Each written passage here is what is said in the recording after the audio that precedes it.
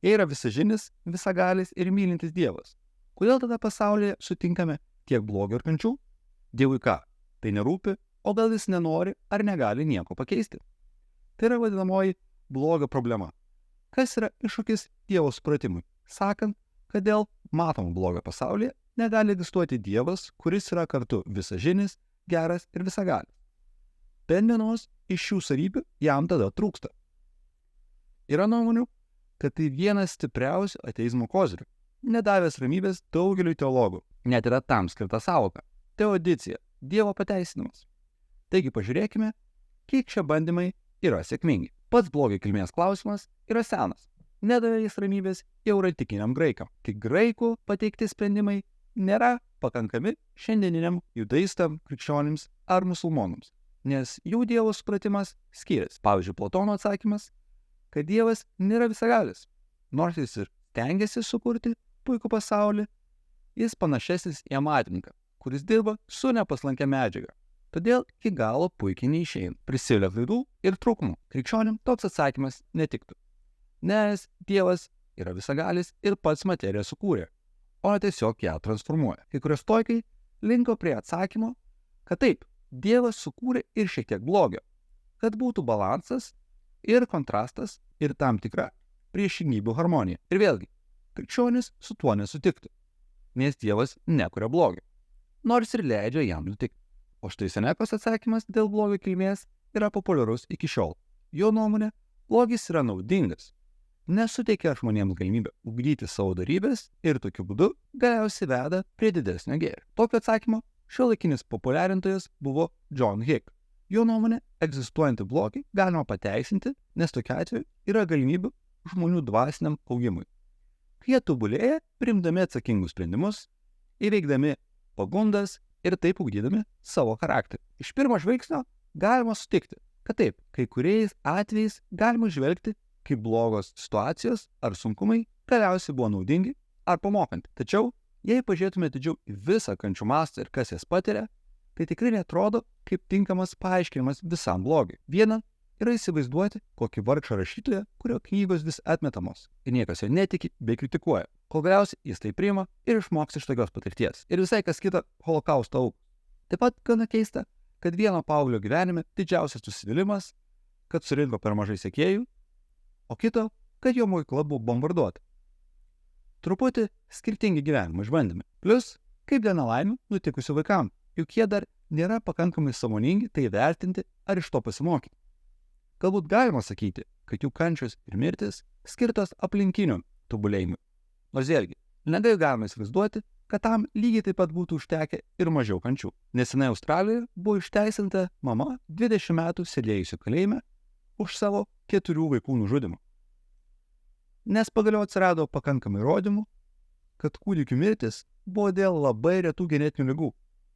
Net ir sugalvotume makabrišką scenarijų, kai vaiko mirtis yra naudinga tėvų dvasiniam tobulėjimui, bet 4 ir dar sėdėjimas kalėjime už tai atrodo kaip persistengimas. Kartu dvasinio tobulėjimo atsakymas nepadeda pateisinti gyvūnų kančių. Juk vien gamtoje jie patiria daugybę negandų, bet juk negali iš jų mokytis. Sakyčiau, per mažai kreipiamas dėmesys į tai, kad dalis gyvūnų yra visiški šikniai, ypač tie mieliausi. Pavyzdžiui, ūdros. Atrodo tokios mielos, susikabinusios rankutėmis ar žaidžiančios su savo mylimiausiu akmenuku. Iš tikrųjų, jos yra visiški vandens maniakai. Yra daugybė dokumentuotų atvejų, kai jos užpuola ruonių jauniklius.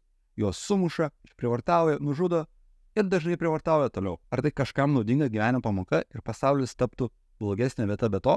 Nemanau. Kartu, čia išaiškėja bendras modelis atsakyti visus Dievo pateisinimus. Pirmiausia, ar tikrai negalima įsivaizduoti dar geresnio pasaulio be to?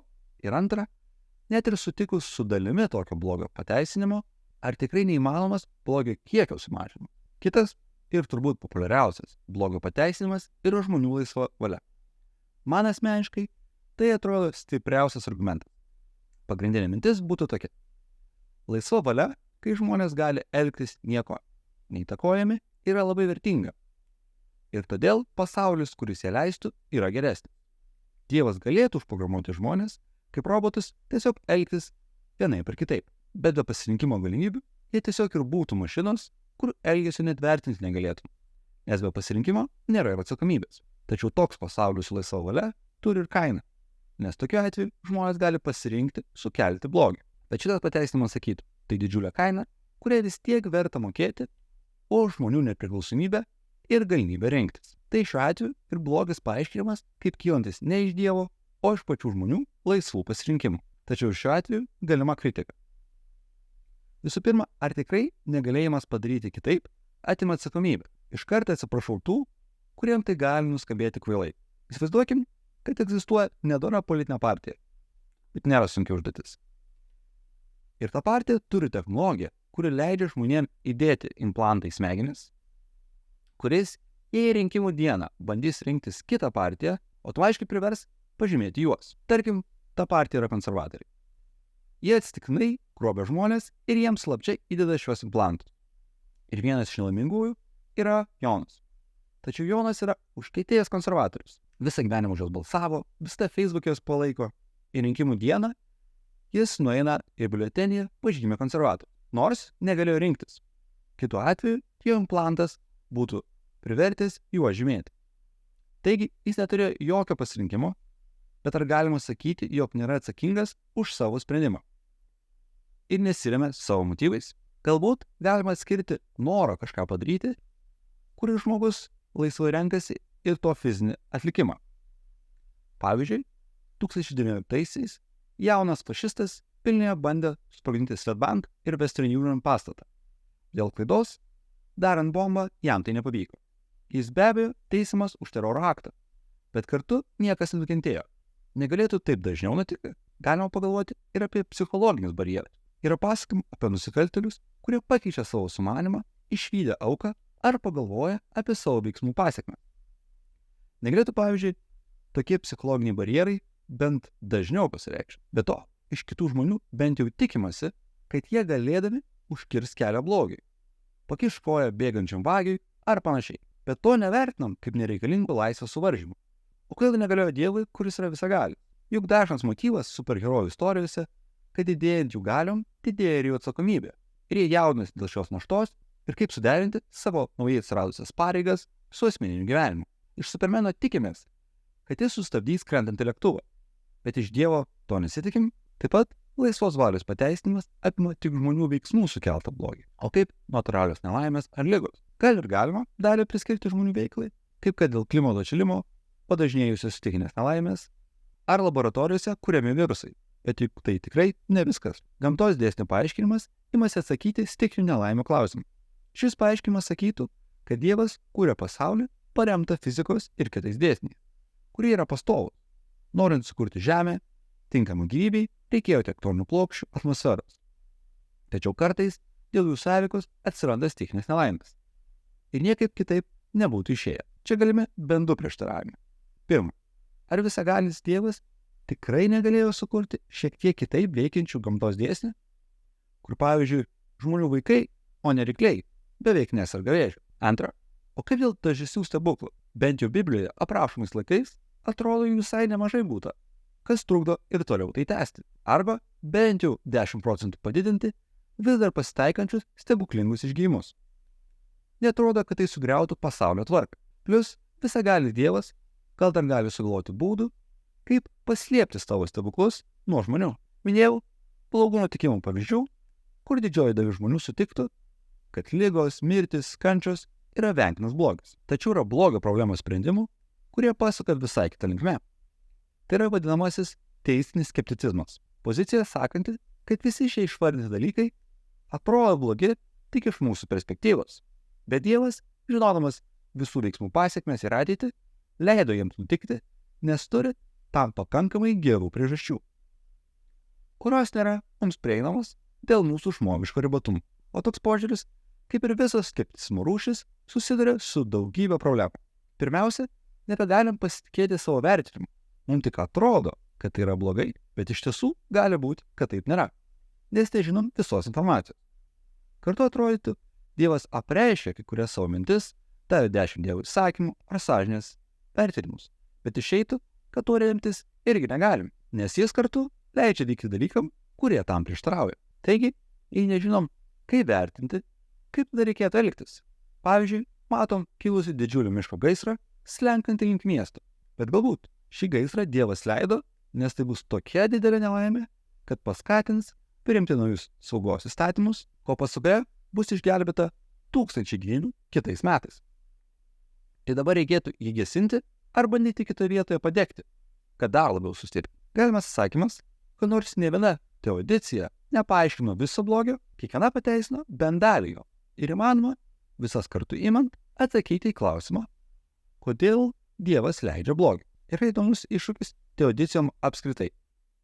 Vadinamoji blogo Dievo hipotezė. Pastebėjus, kad visas jas lengvai galima versti, pateisinant visiškai blogą Dievą, kuris siekia kuo daugiau kančios. Jei yra blogas Dievas, siekiantis kančių, tai kodėl pasaulyje yra tiek gėrio ir grožio? Viskas labai paprasta.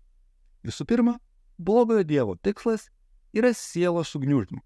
Todėl sukūrė ir keletą gerų dalykų, kad būtų kaip kontrastas likusių žmonių nesėkmėm ir kančiom. Ir dėl to pasijustum dar blogiau. Pavyzdžiui, vaikai atrodo laimės šaltinis, bet kartu tėvai dėl jų rūpinasi ir nerimauja. Taip pat blogas Dievas davė laisvą valią, nes tiesiog užprogramuoti žmonės, kurie žudytų vienas kitą, nebūtų taip blogai, kaip savarankiškai pasirinkę kenkti kitiem. Laisva valia tarnavo didesniam blogiui, bet dėl jos kartais žmonės gali pasirinkti daryti ir kažką gero.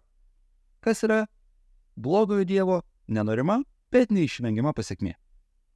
Lygiai taip pat ir su gamtos grožiu.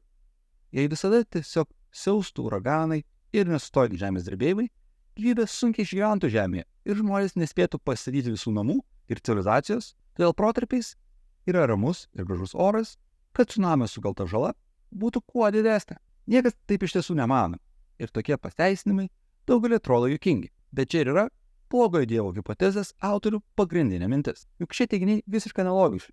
Tai kodėl vieni sukelia juoką, o blogio problema svarstoma rimtai ir tie patys argumentai tinka? Koks skirtumas tarp gerojo ir blogojo Dievo hipotezių?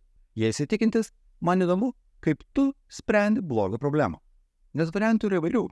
Štai rabinas Kushner savo knygoje Kodėl blogi dalykai nutinka geriems žmonėms nusileidžia sakydamas, kad nors Dievas ir yra geras, bet nėra visagalis ir negali visiems padėti.